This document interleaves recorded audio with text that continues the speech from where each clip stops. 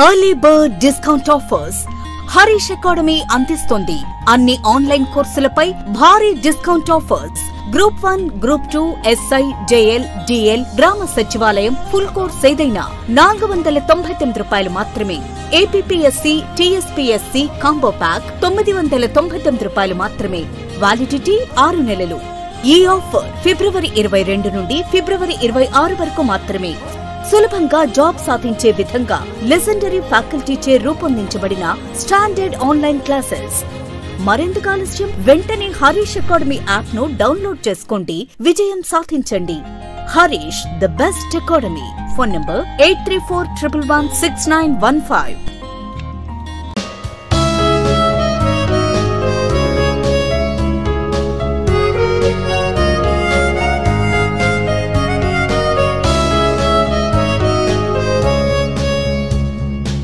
Harish, the best academy. Hi friends, welcome to Harish academy. ఈరోజు వార్తలు నిలిచిన జాతీయ, అంతర్జాతీయ, రాష్ట్రీయ అంశాల గురించి, వార్తలు నిలిచిన వ్యక్తులు, అవార్డులు, పుస్తకాలు, మరి క్రీడా సంబంధిత సమాచారం, ఒక్కొక్క అంశాన్ని వివరంగా తెలుసుకుందాం. ఈరోజు ఫస్ట్ టాపిక్ వచ్చేసి ఇటీవల తరచూ వార్తలు నిలుస్తున్న అంశాలపైన పోటీ పరీక్షలకు ప్రిపేర్ అవుతున్న ప్రతి ఒక్క అభ్యర్థి ప్రత్యేక శ్రద్ధను చూపండి. అలా తరచూ వార్తలు నిలుస్తున్న అంశాల్లో ఒక అంశము వార్తలు నిలిచిన విన్యాసాలు. సో ఇటీవల కాలంలో వార్తలు ఇచ్చిన విన్యాసాలపైన ప్రత్యేకంగా శ్రద్ధ చూపండి అన్నాను. సో నిన్నటి రోజున ముగిసిన APPSC గ్రూప్ 2 ఎగ్జామినేషన్ స్క్రీనింగ్ టెస్ట్లో విన్యాసాలకు సంబంధించి వైజాగ్ వేదికగా ప్రారంభమైన 12th ఎడిషన్ ఆఫ్ మిలాన్కి సంబంధించిన క్వశ్చన్ అడిగారు. సో అలా ఈరోజు ఒక విన్యాసం గురించి మనం డిస్కస్ చేద్దాము. ఏదైనా ఒక విన్యాసం వార్తల్లోకి వచ్చిందంటే మనం ఫోకస్ చేయాల్సిన పాయింట్స్ ఏంటి, దానికి సంబంధించి అంటే ఆ వార్తలు నిలిచిన విన్యాసం పేరేంటి, సెకండ్ వచ్చేసి ఆ విన్యాసంలో ఎన్ని దేశాలు పాల్గొంటున్నాయి, థర్డ్ వచ్చేసి ఆ దేశాల పేర్లేంటి, నెక్స్ట్ వచ్చేసి ఆ విన్యాసం ఎక్కడ జరుగుతుంది, అండ్ నెక్స్ట్ వచ్చేసి ఆ విన్యాసం త్రివిధ దళాల్లో ఎవరికి సంబంధించింది, ఆ విన్యాసం యొక్క ప్రత్యేకతలు ఏంటి. సో ఇవి ఖచ్చితంగా చూడాలి. సో ఇక్కడ ఈరోజు వార్తల్లోకి వచ్చిన విన్యాసం పేరు ధర్మా గార్డియన్. గార్డియన్ విన్యాసం పేరు ధర్మా గార్డియన్. ఎన్ని దేశాలు పాల్గొంటున్నాయంటే 2 దేశాలు. సో సెకండ్ పాయింట్ అయిపోయింది. ఆ దేశాల పేర్లు ఏంటంటే ఇండియా, జపాన్. భారత్, జపాన్ సంయుక్త సైనిక విన్యాసం. అంటే త్రివిధ దళాల్లో మనకు 3 వింగ్స్ ఏవైతే ఉంటాయో, ఎయిర్ ఫోర్స్, ఆర్మీ, నేవీకి సంబంధించి ఈ మూడింట్లో ఎవరు పార్టిసిపెంట్స్ అంటే ఇక్కడ ఆర్మీకి సంబంధించి సంయుక్త సైనిక విన్యాసం. గుర్తుంచుకోండి. మరి ఈ విన్యాసం ఎక్కడ జరుగుతుంది, ఇప్పుడు ప్రారంభమైన విన్యాసం అండ్ దీని యొక్క ప్రత్యేకత ఏంటో చూస్తే సరిపోతుంది. సో ఇక్కడ చూడండి, భారత్, జపాన్ సంయుక్త సైనిక విన్యాసాలు ఆదివారం రోజున, నిన్నటి రోజున ఫిబ్రవరి 25th రోజున ప్రారంభమైనవి. మార్చి 9th వరకు కొనసాగుతాయి. ఇక్కడ విన్యాసాలకు సంబంధించిన డేట్స్ కూడా చూడండి. మీకు నేను డేట్స్ మెన్షన్ చేస్తున్నాను. విన్యాసాల విషయానికి వస్తే ఫిబ్రవరి 25th నుండి మార్చి 9th. ఎందుకంటే నేను మిలాన్ ఎక్సర్సైజ్ గురించి డేట్స్ అడిగాడు, అక్కడే కన్ఫ్యూజ్ చేశాడు. ఓకేనా. రాజస్థాన్లోని ఇక్కడ ఎక్కడ జరుగుతుంది, భారత ఆతిథ్యంలో జరుగుతుంది. రాజస్థాన్లోని మహాజన్ ఫీల్డ్ ఫైరింగ్ రేంజ్ ఇందుకు వేదికైంది. మహాజన్ ఫీల్డ్ ఫైరింగ్ రేంజ్ ఇక్కడ రాజస్థాన్లో జరుగుతుంది. ఇరు దేశాల నుండి 40 మంది చొప్పున సిబ్బంది విన్యాసాల్లో పాల్గొంటారు. అండ్ జపాన్ బృందంలో ఆ దేశానికి చెందిన 34th ఇన్ఫాంట్రీ రెజిమెంట్, జపాన్ సంబంధించిన రెజిమెంట్. అండ్ భారత్ తరపున గుర్తుంచుకోండి, ఈ పాయింట్ ఇంపార్టెంట్, రాజ్పుతానా రైఫిల్స్ సైనికులు పాల్గొన్నారు. గుర్తుంచుకోండి. ఇరు దేశాలకు సంబంధించి సైనిక సహకారాన్ని పెంపొందించడమే ఈ విన్యాసం యొక్క ప్రత్యేకత. సో భారత్, జపాన్ సంయుక్త సేనల సంయుక్త విన్యాసం అని చెప్పవచ్చు. సంయుక్త విన్యాసం ధర్మా గార్డియన్. సో ఇప్పుడు నేను మెన్షన్ చేసిన పాయింట్స్ ఏవైతుంటే వాటిని చూడండి. ఇక అతి త్వరలో మనం వీర్ గార్డియన్ పేరుతో చూస్తాము. అది త్రివిధ దళాలు ఎవరికి సంబంధించింది, ఇటువంటివన్నీ కూడా మనం లింక్ చేస్తూ చదువుకోవాలి. ఓకేనా. అండ్ నెక్స్ట్ వచ్చేసి సూపర్లేటివ్. మీకు ప్రతిసారి నేను చెప్తున్నాను, సూపర్లేటివ్ అతి పెద్ద, అతి చిన్న, అతి పొడవైన, ఇలాంటి ప్రత్యేక పదాలతో కూడిన సమాచారాన్ని ప్రత్యేకంగా చూడండి. వాటి నుండి క్వశ్చన్స్ వస్తాయని చెప్పాను. నిన్నటి రోజున APPSCకి సంబంధించిన కరెంట్ అఫైర్స్ మీరు చూడండి, 30లో ఎన్ని క్వశ్చన్స్ సూపర్లేటివ్ టాపిక్స్ కవర్ అయినాయి మీకు అర్థమైపోతుంది. సో దక్షిణ ఆసియాలోనే స్వలింగ వివాహాలకి సంబంధించి నేపాల్కి సంబంధించిన ఒక క్వశ్చన్ అడిగారు. ఇలాంటి క్వశ్చన్స్ ఏవైతే ఉంటాయో ఇటీవల కాలంలో వార్తలు ఇచ్చిన సూపర్లేటివ్, భారతదేశంలోనే మొట్టమొదటి స్టీల్ స్లాగ్ రోడ్, ఇటువంటి అంశాన్ని అలా సూపర్లేటివ్ టాపిక్స్ అని ఖచ్చితంగా క్వశ్చన్స్ అడుగుతారు. ఈ సూపర్లేటివ్ అనే పదాన్ని మీకు చాలాసార్లు నేను చెప్తూనే ఉన్నాను. సో ఇక్కడ చూడండి, దేశంలోనే అతి పొడవైన తీగల వంతెన అనేది వార్తల్లోకి వచ్చింది. ఎక్కడ ప్రారంభమైంది, దీని యొక్క ప్రత్యేకత ఏంటి, ఎవరు ప్రారంభించారు? మనందరికీ తెలుసు, భారత ప్రధాని నరేంద్ర మోదీ గారు నిన్నటి రోజున సముద్ర గర్భంలో ప్రత్యేక పూజలన్నీ చేయడము, అదంతా ఈరోజు మనం వాట్సాప్లలో కానీ టీవీలో కానీ చూస్తున్నాం, పేపర్స్లో కానీ. ఇక్కడ చూడండి, అతి పొడవైన సూపర్లేటివ్ ఎక్కడ, ఇది గుజరాత్ రాష్ట్రానికి సంబంధించి. దాని పేరు ఏంటి? సుదర్శన్ సేతు. సో దేశంలోనే అతి పొడవైన తీగల వంతెన కేబుల్ బ్రిడ్జ్, దాని పేరేంటి? సుదర్శన్ సేతు. ఇక్కడ గుజరాత్లో భారత ప్రధాని నరేంద్ర మోదీ గారు ప్రారంభించారు. దీని పొడవు మరి అతి పొడవు కదా, ఆ పొడవేంటో చూడాలి. 2.3 కిలోమీటర్ల పొడవైన ఈ వంతెన గుజరాత్లోని ద్వారకా జిల్లాలో గల ఓఖాను బెట్ ద్వారకాతో అనుసంధానిస్తుంది. సో ఓకాతో అనుసంధానిస్తుంది. గుర్తుంచుకోండి, దాదాపు 979 కోట్లతో ఈ బ్రిడ్జిని నిర్మించారంట. 2.3 కిలోమీటర్స్ పొడవైన తీగల వంతెన అంటే గుర్తుపెట్టుకోండి ఇక, ఓకేనా. అండ్ నెక్స్ట్ వచ్చేసి ఇక మన్ కీ బాత్కి విరామం రాబోతుంది, ఎందుకంటే సార్వత్రిక ఎన్నికలు కానివ్వండి ఇటువంటివి ఉంటాయి కాబట్టి విరామం. సో ఇక్కడ మాత్రమే గుర్తుంచుకోండి. అండ్ దాంతోపాటు మీకు రీసెంట్గా నేను ఒక అంశాన్ని చెప్పాను, భారతదేశంలోనే మొట్టమొదటి సముద్ర గర్భంలో పర్యాటకం అని చెప్పేసి ద్వారకా గురించి మీకు చెప్పాను నేను. మీకు ఆ ఇమేజెస్ ఇవన్నీ కూడా మీకు నేను ఏవైతే టాపిక్స్ కవర్ చేస్తానో, ఎలా క్వశ్చన్స్ అడిగారో అవన్నీ కూడా మీకు నేను Praveen sir classes YouTube channel, నా పర్సనల్ యూట్యూబ్ ఛానల్ ఏదైతే ఉంటుందో అందులో ఒక వీడియో కూడా మీకు అందించుతున్నాను, ఓకేనా. ఒకసారి చూడండి. సో ఖచ్చితంగా ఎగ్జామినేషన్ పాయింట్ ఆఫ్ వ్యూలో మనం చెప్తున్న కరెంట్ అఫైర్స్ వర్త్ ఏంటో మీకు అర్థమవుతుంది. CA 360 కోర్సు యూట్యూబ్ క్లాసెస్ మీకు 100% కవర్ చేస్తున్నాయి. అవన్నీ కూడా మీకు చూస్తే అర్థమవుతుంది. ఒకసారి Praveen sir classes YouTube channel చూడండి, లేదంటే ప్రవీణ్ సార్ క్లాస్ మనకి ఏదైతే ఉంటుందో నాకు సంబంధించిన వాట్సాప్ ఛానల్ ఒకసారి చూడండి, అందులో కూడా ఇమేజెస్ పోస్ట్ చేశాను మీకు, ఓకేనా. సో ఇది అతి పొడవైన తీగల వంతెన అనేది వార్తల్లోకి వచ్చింది సముద్ర గర్భంలో ప్రార్థనలో. సో ఇక్కడ గుజరాత్లోని అరేబియా సముద్ర పంచ్కుయ్ బీచ్లో మోదీ స్కూబా డైవింగ్ చేశారు.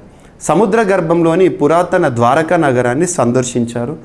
ద్వారకా నగరంలో ప్రార్థనలు చేయడం, స్కూబా డైవింగ్ చక్కని దైవానుభూతిని కలిగించని చెప్పారు. సాహసం అనే చెప్పాలి.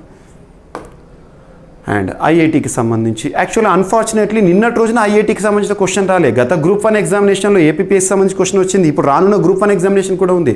ఒక ఎగ్జామ్లో ఒక టాపిక్ మీకు విన్యాసాల గురించి, సూపర్లేటివ్స్ ఇలా చాలా కవర్ అయిపోయినాయి. సో ఇవన్నీ కవర్ అవుతున్నాయి కాబట్టి ఒక టాపిక్ పక్కన పోవచ్చు, కానీ ఖచ్చితంగా రానున్న పోటీ పరీక్షలు అడిగే అవకాశం ఉంటుంది ఐఐటీస్. సో ఐఐటి మద్రాస్ ఈరోజు ప్రత్యేకంగా వార్తల్లోకి వచ్చింది. మసాలాలతో క్యాన్సర్కు వైద్యం అనే అంశము. సో ప్రాణాంతకమైన క్యాన్సర్ వ్యాధిని భారతీయులు వంటింట్లో నిత్యం ఉపయోగించే మసాలా దినుసులతో నయం చేసే ఒక విధానాన్ని మద్రాస్ ఐఐటి పరిశోధకులు ఆవిష్కరించారు. దీనిపై తాజాగా పేటెంట్ కూడా పొందడం జరిగింది. ఏ ఐఐటి వారని అడుగుతారు, Madras IIT, that's enough. So ఈ ఔషధం దానిపైన క్లినికల్ ట్రయల్స్ నిర్వహించి 2028 నాటికి మార్కెట్లోకి విడుదల చేసేందుకు సన్నాహాలు చేస్తున్నామని ఐఐటి మద్రాస్ చెప్పడం జరిగింది. సో మసాలాలతో క్యాన్సర్కు వైద్యం అనే అంశంతో ఏ ఐఐటి వార్తలోకి వచ్చింది, ఐఐటి మద్రాస్. నెక్స్ట్ నింగిలో భారీ నిఘా నేత్రం, సర్వీలెన్స్ సంబంధించిన నిఘా నేత్రము అల్బిడో అని చెప్పేసి అమెరికాకు సంబంధించిన స్టార్టప్ ప్రయోగాలు చేయబోతోంది. దీని ప్రత్యేకత ఏంటో చూద్దాము. సో రోదస్లోకి శక్తివంతమైన ఒక ఉపగ్రహము నిఘా నేత్రం, అదే ప్రపంచంలోని ఎవరిపైన అయినా జూమ్ చేస్తుంది ఇది, ఓకేనా. వ్యక్తిగత గోప్యతకు తీవ్ర ముప్పు ఉంటుందని నిపుణులు కూడా చెప్తున్నారు. మనందరికీ తెలుసు రైట్ టు ప్రైవసీ, గోప్యత కూడా ప్రాథమిక హక్కే. ప్రతి పౌరుడు మనకి ఆర్టికల్ 21 భారతదేశ రాజ్యాంగం ఇస్తున్న ప్రాథమిక హక్కుల్లో ఆర్టికల్ 21 మనకు జీవించే హక్కులో భాగంగా గోప్యత కూడా ప్రాథమిక హక్కు అని చెప్తుంది. Justice Puttaswamy versus union of India 2017 case. So మనకు సంబంధించిన సమాచారాన్ని మరవరకే పరిమితం చేసుకోవాలి, దీన్ని ఎవరు కూడా భగ్నం చేయకూడదు. సో ఇప్పుడు ఇటువంటివి నిఘా నేత్రం వేస్తే ఒక వ్యక్తికి సంబంధించిన పర్సనల్ లైఫ్, ప్రైవసీ అనేది భగ్నం అవుతుందని నిపుణులు కూడా చెప్తున్నారు. సో ఇక్కడ చూడండి, రోదస్ నుంచి ప్రపంచంలో ఎవరిపైన అయినా ఎక్కడున్నా తీక్షణంగా నిఘా పెట్టగలిగే ఒక అత్యంత శక్తివంతమైన ఉపగ్రహాన్ని వచ్చే ఏడాది నింగిలోకి ప్రవేశపెట్టేందుకు రంగం సిద్ధమవుతోంది. అమెరికా స్టార్టప్ అల్బెడో రూపొందించిన ఈ ఉపగ్రహాన్ని భూమి ఉపరితలానికి కేవలం 100 మైళ్ళ ఎత్తులో ప్రవేశపెట్టనున్నారు. ఇది ఎంతో నాణ్యమైన ఉపగ్రహం అని, నింగి నుంచి వ్యక్తులపై లేదా ఏదైనా వస్తువులు ప్రాంతాలపై నిశితంగా దృష్టి సారించగలరని నిపుణులు చెప్తున్నారు. గుర్తుంచుకోండి. అండ్ బ్రహ్మోస్, బ్రహ్మపుత్ర, మాస్కోవా, భారత్ రష్యా సంయుక్తంగా తయారు చేసిన అధునాతన మిసైల్, దీనికి సంబంధించిన ఒక ఒప్పందం వార్తలకు వచ్చింది రక్షణ శాఖకు సంబంధించి. బ్రహ్మోస్తో యుద్ధ నౌకలు ఏవైతే ఉంటే నౌకలు, షిప్స్, వాటికి మరింత బలం, 200 మిసైల్స్ కొనుగోలుకు బ్రాహ్మోస్ ఏరోస్పేస్తో రక్షణ శాఖ ఒప్పందం. సో 19,000 కోట్లతో క్షిపణుల కొనుగోలుకు రంగం సిద్ధం. భారత యుద్ధ నౌకలన్నింటిలోనూ బ్రాహ్మోస్ను ఏర్పాటు చేయడమే లక్ష్యం అంట. సో చూడండి, యాక్చువల్గా బ్రాహ్మోస్ కొనుగోలుకు ఒక దేశం కూడా ఒప్పందం చేసుకుంది. మనం ఎక్స్పోర్ట్ కూడా చేస్తున్నాం, ఫిలిప్పీన్స్. సో ఇండో పసిఫిక్ రీజియన్లో తిరుగులేని శక్తిగా ఎదుగుతున్న భారత రక్షణ దళం మరొక కీలక అడుగు ముందుకేసింది. సముద్ర జలాల్లోకి అడుగు పెట్టాలంటే దాయాది దేశాలకు భయం పుట్టేలా చేసేందుకు ఆయుధ సంపత్తిని ఎప్పటికప్పుడు అప్గ్రేడ్ చేసుకుంటున్న భారత నౌకాదళం మిసైల్స్ మహారాజుగా ఎదిగే దిశగా దూసుకెళ్తుంది. అత్యంత శక్తివంతమైన భారత నౌకాదళ ప్రధాన ఆయుధమైన బ్రాహ్మోస్ క్షిపణులను ప్రతి యుద్ధ నౌకలో ఏర్పాటు చేసేందుకు సిద్ధమవుతుంది. అందుకు సంబంధించిన ఒప్పందం అనేది వార్తల్లోకి వచ్చింది. రక్షణ రంగానికి సంబంధించిన క్వశ్చన్స్ లేకుండా క్వశ్చన్ పేపర్స్ ఉంటే గుర్తుంచుకోండి. అండ్ దీర్ఘకాల ఒత్తిడితో క్యాన్సర్ వ్యాప్తి అని చెప్పేసి ఇటీవల పరిశోధకులు చేసిన పరిశోధన ఏ శాస్త్రవేత్తలో చూస్తే సరిపోతుంది. సో జీవితంలో ఎంతో కొంత ఒత్తిడి ఎదుర్కోక తప్పదు. అది మోతాదు మించితే ఆరోగ్యానికి హానికరమని శాస్త్రవేత్తలు పేర్కొన్నారు. దీర్ఘకాల ఒత్తిడితో గుండె జబ్బులు, పక్షవాతం ముప్పు పెరుగుతుందని తెలిపారు. శరీరంలో క్యాన్సర్ వ్యాప్తికి అది కారణం కావచ్చని వివరించారు. ఇది నిర్దిష్టంగా ఎలా జరుగుతున్నదని అమెరికాలోని కోల్డ్ స్ప్రింగ్ హార్బర్ ల్యాబొరేటరీ శాస్త్రవేత్తలు గుర్తించడం జరిగింది. క్యాన్సర్ బాధితుల్లో ఒత్తిడిని నివారించడం, ఈ వ్యాధి ఉందని తెలిసాక ఆ రుగ్మత లేదా బీమా లేదా కుటుంబం గురించి ఆలోచించకుండా బాధితుడు ఉండలేడు. సో ఒత్తిడితో క్యాన్సర్ వ్యాప్తి అనే అంశంతో ఇక్కడ అమెరికాలోని కోల్డ్ స్ప్రింగ్ హార్బర్ ల్యాబొరేటరీ శాస్త్రవేత్తలు చేసిన పరిశోధన వార్తల్లోకి వచ్చింది. ఒక సర్వే, నేషనల్ శాంపుల్ సర్వే వార్తల్లోకి వచ్చింది. గడిచిన 10 ఏళ్లలో గృహ వినియోగం 2 అనే అంశం. గృహ వినియోగము, సో అదేంటో చూడండి.